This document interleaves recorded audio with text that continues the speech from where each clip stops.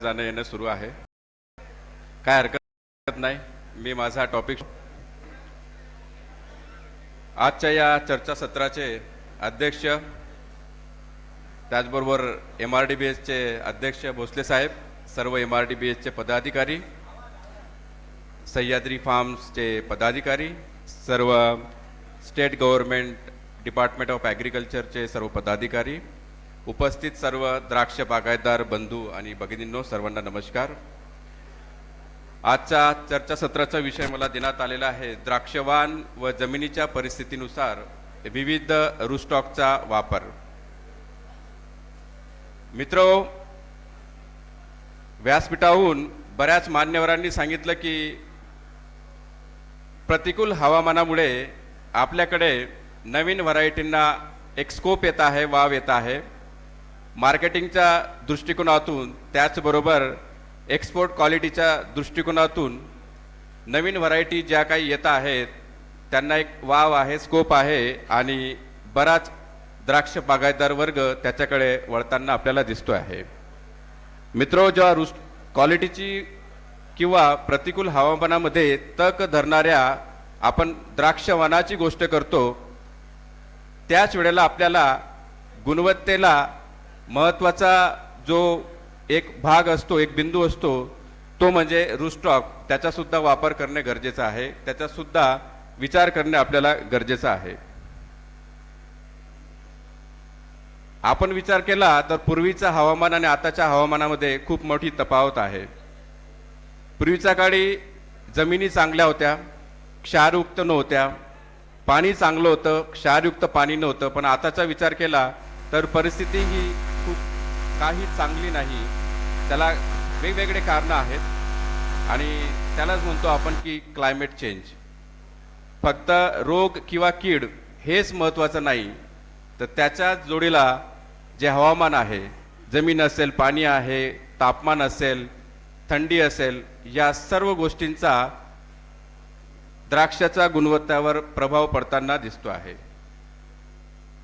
आणि याच्यामुळे काय होतं की दिवसेंदिवस प्रोडक्टिव्हिटी, उत्पादकता कमी होताना दिसते आणि गुणवत्ता सुद्धा. आणि याचाच जोडीला सर्वात मोठा फटका जो म्हणतो आपण की इकोसिस्टम सर्व्हिसेस, पर्यावरणाला सुद्धा पूरक अशा गोष्टी पाहिजेत त्या मिळत नाही. कारण इनपुट जे म्हणतो आपण, बऱ्याच गोष्टी केमिकल्स असतील किंवा बाकीच्या गोष्टी त्या वाढलेल्या आहेत आणि त्याच्याचमुळे त्या ठिकाणी CO2 किंवा जे आपण म्हणतो की जे वायू जे क्लायमेट चेंजला अनुकूल असतात त्याचं सुद्धा प्रमाण वाढलं आहे आणि त्याचा फटका आपल्याला द्राक्षावरती दिसतोय, म्हणजेच इकॉनॉमिक लॉस होताना आपल्याला दिसतोय. परंतु अशा परिस्थितीमध्ये सुद्धा आपण द्राक्ष बागायतदार म्हणतो की आम्हाला चांगल्या क्वालिटीचे, गुणवत्ताचे, वेगवेगळ्या व्हरायटीचे, वेगवेगळ्या लांबीचे आम्हाला चांगले द्राक्ष उत्पादन मिळायला हवे की जेणेकरून आम्हाला डोमेस्टिक नाही तर एक्सपोर्टसाठी सुद्धा चांगल्या क्वालिटीचे द्राक्ष मिळतील. मग अशा परिस्थितीमध्ये आम्ही लोक एक शास्त्रज्ञ म्हणून विचार करतो किंवा तुम्ही एक द्राक्ष बागायतदार जे की फक्त शास्त्रज्ञच नाही तर पूर्ण पॅकेज आहात, तुम्ही सुद्धा विचार करतात की याच्यावर आपल्याला काय सोल्युशन काढता येईल.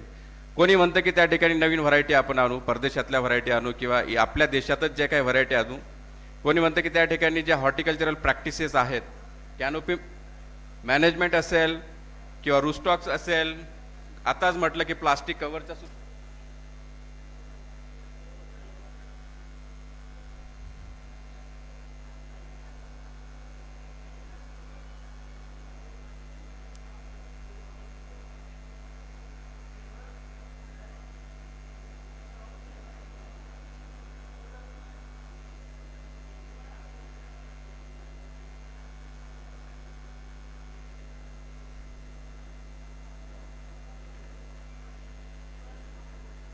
ईपी नाही टाकली ही बघा ही.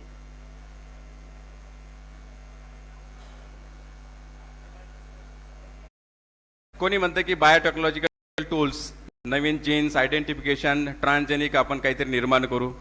कोणी म्हणतं की effective irrigation, nutrient management packages करू. कोणी म्हणतं की जे बायोलॉजिकल मेजर्स असतात, ट्रायकोडर्मा असतील किंवा बाकीच्या याचा वापर करून आपण काहीतरी मात करू. या गोष्टींचा जर एक आपण अवलंब केला तर नक्कीच काहीतरी सोल्युशन निघेल. तर या गोष्टींमध्ये सर्वात महत्त्वाचा भाग आपल्याला पाहायचा आहे तो म्हणजे रूस्टॉकचा वापर. मित्रो, 1970-1980च्या काळात आपण विचार केला तर मॅक्सिमम ज्या द्राक्ष बागा होत्या त्या ओन रूट होत्या, स्वमुळावरती त्या ठिकाणी घेण्यात येत होत्या.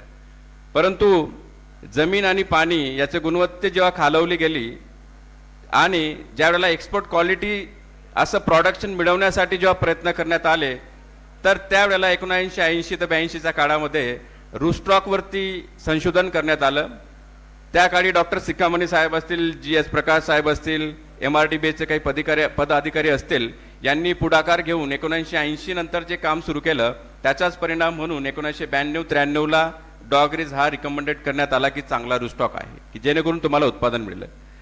परंतु त्यानंतर आता बऱ्याच शेतकऱ्यांशी, द्राक्ष बागायतदारांशी चर्चा करून किंवा ज्या ठिकाणी काही इश्यूज आलेत, गारपीट असेल, क्षारयुक्त जमीन असेल, जास्त पाऊस असेल, बऱ्याच बागा ह्या एक आठवड्यात सुद्धा पाण्यामध्ये राहिल्या, अशा ठिकाणी व्हिजिट केल्या. असाच एक अनुभव होता की सांगलीमध्ये वाळवा या ठिकाणी 3 ते 4 वर्षापूर्वी खूप जोराचा पाऊस झाला, गारपीट झाली आणि अक्षरशः बागेमध्ये 3 ते 4 दिवस हे पाणी त्या ठिकाणी तुंबलेलं होतं. आणि अशा बागेमध्ये विचार केला की ही बाग कशी तग धरेल. रूस्टॉक होता डॉगरीज किंवा बाकीच्या अजून 1-2 रूस्टॉक त्यांनी सुरुवातीला काहीतरी लावलेलं होतं की त्याचा इफेक्ट काय असेल. तर शास्त्रज्ञांनी विचार केला की अशा परिस्थितीमध्ये किंवा भविष्यात जर असे चॅलेंजेस असतील तर आपल्याला पर्याय शोधावा लागेल किंवा आपल्याला काहीतरी संशोधनाचं कार्य सुरू करावं लागेल. आणि 3 ते 4 वर्षापूर्वी त्या ठिकाणी काही अभ्यास करण्यात आला आणि ते काही प्रायमरी लेवलला आहेत. एकाच लोकेशनला आपण तो अभ्यास केला आहे. तोच तुमच्यासमोर काही जे रिझल्ट्स आहेत ते मांडायचा प्रयत्न करतोय. मित्रो, भारतामध्ये खास करून महाराष्ट्रामध्ये आता काही रूस्टॉकची चर्चा होत असते डॉगरीज सोडून. सॉल्ट क्रीक, त्यालाच आपण रॅम्से म्हणतो, 1103P पोल्सन असेल, 110R असेल किंवा 140RU रगेरी, याचा जर आपण विचार केला तर संशोधन हे म्हणते की हे वेगवेगळे रूस्टॉक वेगवेगळ्या सॉईलमध्ये वेगवेगळा हा परफॉर्मन्स देत असतात. उदाहरणार्थ जर आपण विचार केला डॉगरीज, परदेशात डॉगरीज हा फारसा वापरत नाही, पण तो भारतामध्ये ब्लॅक कॉटन सॉईल, हेवी सॉईलमध्ये चांगला चालला, आतापर्यंतचा आपला रिझल्ट आहे. परंतु आता प्रतिकूल हवामानामुळे त्या ठिकाणी त्याचा परिणाम क्वालिटीवरती होताना दिसतोय. किंवा शेतकऱ्यांचा स्वतःचा एक अनुभव असेल की एकसारखी स्प्राउटिंग नसते, फुटवा नसते, एकसारखी आपण म्हणतो की मुळी डेव्हलप होणे किंवा त्याची रायपनिंग असेल, वरायझन नंतर येणारी गुणवत्ता असेल, साखर असेल, ॲसिडिटी असेल, शुगर ॲसिड रेशो असेल, असे अनेक जे क्वालिटीचे गुणवत्तेचे जे कॅरेक्टर्स आहेत ते काही प्रमाणात डाऊटफुट आहेत किंवा डगमगताना दिसतात. असं शास्त्रज्ञांचंच नाही तर शेतकरी बांधवांचं सुद्धा ओपिनियन आज पाहायला मिळतंच. म्हणून त्या ठिकाणी रॅम्से, पोल्सन, 110R आणि 140RU या रूस्टॉकचा वापर करून प्रायमरी लेवलला संशोधन कार्य करायचं सुरुवात झाली NRC ग्रेपला. NRC ग्रेपमध्ये black cotton soil to medium black cotton soil म्हणजे भारी जमीन आहे, अशा याच्यामध्ये 3 वर्षापूर्वी अभ्यास करण्यात आला. 4 रूस्टॉक्स होते, डॉगरीज, 110R, 1103 पोल्सन आणि 140RU रगेरी. आणि त्या जोडीला आपण वेगवेगळ्या व्हरायटीज घेतल्या. Crimson seedless, Manjari Medika, Navin, Kishmish, Nanasaheb purple, jumbo, Thompson seedless. आणि 3 वर्षाचा जो डेटा मिळाला त्याच्यावरनं काही कन्क्लुजन काढण्यात आले आहेत. एक म्हणजे क्रिम्सन सीडलेस विगरस व्हरायटी आहे. डॉगरीज हा सुद्धा विगरस आहे. डॉगरीजवरती जर क्रिम्सन लावला तर विगरस आणि विगरस म्हणजे चांगला जोम असलेली रूस्टॉक आणि चांगला जोम असलेली जर व्हरायटी आपण जर त्या ठिकाणी निवड करू, ग्राफ्टिंग करू, तर त्याचा परफॉर्मन्स कसा मिळेल.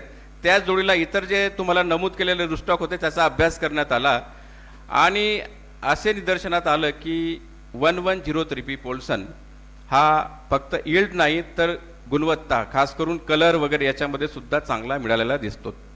याच्यामध्ये जो क्रॉप लोड होता हा समान ठेवण्यात आला. जे प्लांट्स होते, जे वाईन्स होते, त्याचं जे वय होतं ते सुद्धा समान होतं. याच्यामध्ये जे काही न्यूट्रिशनल प्रॅक्टिसेस देण्यात आल्या रिकमेंडेड NRC ग्रेपच्या त्या सुद्धा समान देण्यात आल्या. क्लायमेट हे समान होते आणि 3 वर्षामध्ये बऱ्याच ठिकाणी कधी कमी पाऊस आला, जास्त आला, थंडीची तफावत म्हणजे म्हणतो की रात्रीची आणि दिवसाची जे टेम्परेचर होतं त्याच्यामध्ये जे फ्लक्च्युएशन होतं, हे सर्व या प्रत्येक गोष्टीचा विचार करून एवढंच नाही तर रूट झोन काउंट सुद्धा आपण त्या ठिकाणी केला आणि त्याच्यावरनं कळालं की पोल्सन हा कम्पेअर टू डॉगरीज किंवा 110R हा क्रिम्सनमध्ये चांगला मिळाला आहे. थॉम्सन सिडलेसचा जर विचार केला तर त्याच्यामध्ये 110R हा चांगला मिळालेला आपल्याला दिसतो. फक्त क्वालिटीज नाही तर बाकीच्या गोष्टी ज्या आपण म्हणतो फिजॉलॉजिकल फोटोसिंथेसिस असेल, त्याच्यामध्ये न्यूट्रिएंट्स अपटेक असतील, एकसारखा फुटवा असेल, गुणवत्ता यील्ड असेल, ह्या गोष्टींचा विचार केला तर 110R चांगला मिळतो. मांजरी मेडिका, त्याचसोबत मांजरी नवीन आणि मांजरी किशमिश याच्यामध्ये आम्हाला डॉगरीज हा चांगला मिळाला आणि त्याचा खालोखाल 110R आणि पोल्सन हा चांगला मिळालेला आहे सर्वच बाबतीत. त्यानंतर नानासाहेब पर्पल सीडलेस याचा विचार केला तर याच्यामध्ये गुणवत्ता, बाकीच्या गोष्टीचा शुगर ॲसिड रेशो याचा विचार केला, कलरचा पण तर 140 RU रगेरी हा रूस्टॉक चांगला मिळताना दिसतोय. आता हे जे रिझल्ट्स तुम्हाला प्रेझेंट केले आहेत हे आहेत तुमचे ब्लॅक कॉटन सॉईलचे. सर्वच सॉईलमध्ये याचा अजून अभ्यास करण्यात आलेला नाही, पण प्रायमरी लेवलला 3 वर्षाचा डेटा म्हणतो की या प्रकारे त्या ठिकाणी व्हॅरिएशन मिळताना दिसतो. त्याच्यानंतर जमिनीचा एक प्रकार असतो की क्षारयुक्त जमीन. पाण्यामध्ये प्रॉब्लेम येताना दिसतोय. बऱ्याच ठिकाणी आपल्याला 1% पेक्षा सोडियम क्लोराईडचं प्रमाण वाढताना दिसतं. बऱ्याच ठिकाणी तर 2% पर्यंत सुद्धा चाललं. तर एक एक्सपेरिमेंट घेतला, 3 रूस्टॉक घेतले, डॉगरीज 110R आणि 1103P पोल्सन, आणि वेगवेगळ्या आपण त्या ठिकाणी क्षारयुक्त अशा ट्रीटमेंट दिल्या. 0.1% सोडियम क्लोराईड पासून तर 2% अशा आपण 7 वेगवेगळ्या ट्रीटमेंट दिला. आणि त्या ट्रीटमेंट दिल्यानंतर आपण बघितलं की हा रूट स्टॉक अशा परिस्थितीमध्ये किती तग धरतो, किती टॉलरट आहे. त्याच्यामध्ये मिळालं की पोल्सन हा बऱ्यापैकी टॉलरट आहे कम्पेअर टू डॉगरीज आणि 110R. पोल्सन नंतर चांगली टॉलरन्स आम्हाला मिळाली ती 110R आणि डॉगरीज. 110R डॉगरीज जवळपास समान होती. तर हा सुद्धा एक प्रायमरी लेवलला रिझल्ट मिळालेला आहे. त्यानंतर 3 ते 4 लोकेशनला एक अभ्यास केला होता डॉगरीज आणि पोल्सनचा विचार करून. तळेगाव एक लोकेशन होती, खेडेगाव, पांडुर्ली इथं सुकृत बोराडे साहेब बसलेच आहेत, ते सुद्धा होते जेव्हा आम्ही डेटा घेतला होता, आणि एक पुण्याची. आणि व्हरायटी होती क्रिम्सन सीडलेस, की बऱ्याच ठिकाणी सांगण्यात आलं की क्रिम्सनमध्ये कलरचा इश्यू येतोय किंवा फ्रुटफुलनेसचा इश्यू येतोय.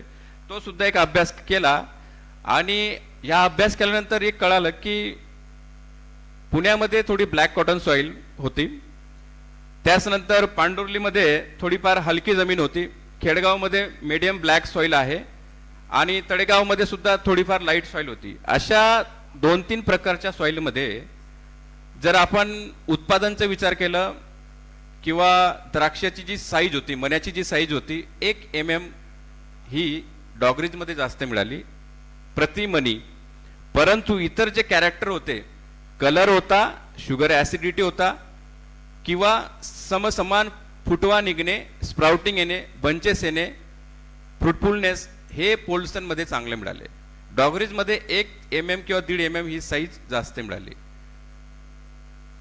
त्याच्यानंतर तुम्हाला मगाशीच उदाहरण दिलं की सांगलीमध्ये एक अभ्यास केला आम्ही की ज्या वेळेला गारपीट होती किंवा जास्त पाऊस होता, पाणी हे शेतामध्ये अक्षरशः 7 ते 8 दिवस तुंबलेलं होतं 1 ते 1.5 फीट वरती. ज्या वेळेला रूट सिस्टम ही पूर्णच डॅमेज झालेली होती किंवा कार्य करत नव्हती, अशा वेळेला त्या ठिकाणी परफॉर्मन्स काय करेल बाग किंवा फ्युचरमध्ये जर असे चॅलेंजेस आले तर आपल्याला काय करता येईल. तर रूस्टॉकवरती आपण ज्या वेळेला भर देतो किंवा त्याच्यावरती आपण बघतो की NRC ग्रेपमध्ये याच्यावरती 3 वर्षापूर्वी एक संशोधन कार्य सुरू करण्यात आलं. त्याच्यामध्ये जे म्हणतो की अति पाऊस आणि कमी पाऊस म्हणजे ड्रॉट युक्त परिस्थिती आणि जास्त पाऊस म्हणजे ज्या ठिकाणी फ्लडिंग टाईप अशी जेव्हा सिच्युएशन येईल, अशा सिच्युएशनमध्ये आपल्याला रूस्टॉकचा परफॉर्मन्स कसा बघता येईल की जेणेकरून योग्य व्हरायटी त्याच्यावरती आपल्याला निवड करून गुणवत्ता मिळवण्यासाठी प्रयत्न कसे करता येतील तो अभ्यास करण्यात आला. तर आपण वेगवेगळ्या ट्रीटमेंट त्या ठिकाणी दिल्या होत्या वेगवेगळ्या दिवसाला. तर आम्ही 25 दिवसापर्यंत गेलो ड्रॉटसाठी, म्हणजे कमी पाऊस ज्या वेळेला असेल किंवा 25 दिवस पाऊस पडत नसेल अशा परिस्थितीमध्ये रूस्टॉक कसा परफॉर्मन्स करेल. आणि दुसरी परिस्थिती होती खूप जास्त पाऊस म्हणजे फ्लडिंग टाईप सिच्युएशन, ज्या वेळेला बागेमध्ये आपल्या बागेमध्ये पाणी असेल अशा परिस्थितीमध्ये ते पण आम्ही 25 दिवसापर्यंत सतत पाणी दिलं आपण आणि त्याच्यावरती आपल्याला काही रिझल्ट्स मिळाले. ठीक आहे की वरचा जो आपण म्हणतो canopy, number of shoot sprouting वगैरे ह्या गोष्टी, परंतु महत्वाचा भाग होता की त्याचे रूट सिस्टम कशी असेल, ते किती प्रकारे डॅमेज झालेलं आहे, तिचे रूट किती वाढले होते, किती कमी झाले, या सर्व अभ्यास त्या ठिकाणी करण्यात आला. आणि याच्यामध्ये जवळपास आम्ही 6 ते 7 रूट स्टॉक घेतले होते. डॉगरीज, वंटेनार, पोल्सन, 140 RU, रॅमसे, फ्रीडम, त्याचनंतर तुमचा SO4 सुद्धा घेतला आणि वेगवेगळा अभ्यास केला. मेंब्रेन स्टॅबिलिटी इंडेक्स म्हणतो, DCS इंजुरी म्हणतो, किंवा काही गोष्टी त्या सायंटिफिक आहेत त्या सर्वांचा अभ्यास केला, किंवा फिनॉलिक कंटेंट्स असेल रूटमध्ये, किंवा PGR ची लेवल्स असेल, थोडासा असा लॅब लेवलमध्ये आम्ही अभ्यास केला. आणि हा अभ्यास करून जे डॅमेज झालेले रूट होते दोन्ही कंडिशनमध्ये, ड्रॉटमध्ये सुद्धा आणि वॉटर लॉगिंग कंडिशनमध्ये सुद्धा, त्याचा सुद्धा आम्ही एक मायक्रोस्कोपी खाली त्याचं आम्ही स्कॅनिंग केलं की खरंच किती प्रकारे तो रूट झोन किंवा रूट डॅमेज आहे. तर याला म्हणतात FESEM, म्हणजे एक field emission scanning electron microscopy, की ज्याच्यामध्ये मायक्रॉनमध्ये सुद्धा आपल्याला त्याची इमेज मिळते. आणि त्याचा अभ्यास आम्ही केला आणि काही रिझल्ट आम्हाला मिळाले की जर ड्रॉट कंडिशन असेल तर 140 RU आणि पोल्सन, त्याच्यानंतर डॉगरीज, अशी त्याची एक रेंज मिळाली. आणि वॉटर लॉगिंग जर असेल तर पोल्सन, SO4 किंवा रॅमसे, अशा प्रकारे त्या ठिकाणी प्रायमरी लेवलला रिझल्ट मिळाले. त्याच्यानंतर आम्ही पुन्हा दुसऱ्या वर्षी अभ्यास केला की हे तर लॅबसाठी झालं, की मोठ्या बॅगमध्ये ॲक्च्युअल थोडी कंडिशन निर्माण करण्यात आली. 15 ते 20 किलोची बॅगमध्ये हा एक्सपेरिमेंट करण्यात आला. ड्रॉट आणि वॉटर लॉगिंगची कंडिशन निर्माण करण्यात आली. 20 ते 25 दिवस वॉटर दिलं नाही आणि 20 ते 25 दिवस सतत पाणी देण्यात आलं. फक्त याच्यामध्ये रूस्टॉक घेतला नाही, त्याच्यावरती थॉम्सन सिडलेसची व्हरायटीचं सुद्धा ग्राफ्टिंग करण्यात आली. आणि त्याच्यामध्ये आम्हाला असे रिझल्ट्स मिळताना दिसले की जर त्या ठिकाणी 25 दिवस पाणीच दिलं नाही किंवा ड्रॉटयुक्त सिच्युएशनमध्ये असेल तर त्या ठिकाणी आपल्याला रॅमसे, त्याच्यानंतर मग पोल्सन, अशा प्रकारे त्या ठिकाणी परफॉर्मन्स मिळतो. आणि थर्डमध्ये डॉगरीज मिळाला आउट ऑफ 7 रूस्टॉक्स. त्याचसोबत वॉटर लॉगिंगच्या कंडिशनमध्ये सॉल्ट क्रीकच बऱ्यापैकी परफॉर्मन्स चांगला पडताना मिळाला. त्याच्यानंतर 140 RU, परंतु 140 RU आणि सॉल्ट क्रीक याचा रिझल्ट्समध्ये जास्त काही तफावत नव्हती. आणि तिसरा जो मिळाला तो पोल्सन. तर अशा प्रकारे या ठिकाणी प्रायमरी लेवलला रिझल्ट्स मिळाले आहेत. भारी जमिनी असेल, हलकी जमीन असेल, क्षारयुक्त जमिनी असेल, सोडियम क्लोराईडची लेवल जास्त असेल, ड्रॉटयुक्त सिच्युएशन असेल किंवा वॉटर लॉगिंग असेल, तर हे झाले प्रायमरी रिझल्ट्स. आपल्याला पुढे जर अजून जायचं असेल तर एक क्लॅरिटी येण्यासाठी मी या ठिकाणी या मंचावरनं रिक्वेस्ट करेल MRDBSला की त्यांनी सुद्धा या ठिकाणी पुढाकार घेऊन MRDBSचे ज्या ज्या ठिकाणी सोलापूर, सांगली, नाशिक किंवा नारायणगाव या ठिकाणी जे काही लोकेशन असेल, त्यांनी जर आम्ही प्लांटिंग मटेरियल देऊ, त्यांनी जर त्या ठिकाणी लागवड केली, थोडी काळजी घेतली, ऑब्झर्वेशन्स जर आपण घेतले, तर एक क्लिअर कट पिक्चर आपल्याला येईल की वेगवेगळ्या सॉईलमध्ये हलकी असेल, भारी असेल, क्षारयुक्त असेल किंवा कॅल्शियम कार्बोनेट त्या ठिकाणी जास्त असेल, तर अशा परिस्थितीमध्ये जे प्रायमरी रिझल्ट्स आपल्याला मिळाले आहेत, खरोखर हे रिझल्ट तशा परिस्थितीमध्ये येतील का, असा जर 3-4 वर्षाचा अभ्यास जर झाला तर मला वाटतं 3 ते 4 वर्षामध्ये आपल्यासमोर एक क्लिअर कट पिक्चर येईल की कोणत्या व्हरायटीमध्ये कोणता रूस्टॉक कोणत्या परिस्थितीमध्ये वापरायला हवा, हे आपल्याला क्लिअर कट येईल. म्हणून MRDBSने सुद्धा या ठिकाणी सहकार्य ही विनंती करतो. मला या ठिकाणी बोलायची संधी दिली त्याबद्दल तुम्हाला सर्वांना धन्यवाद. काही प्रश्न असतील तर विचारू शकता. कोणाचे काही प्रश्न असेल तर विचारू शकता रूस्टॉक संबंधी.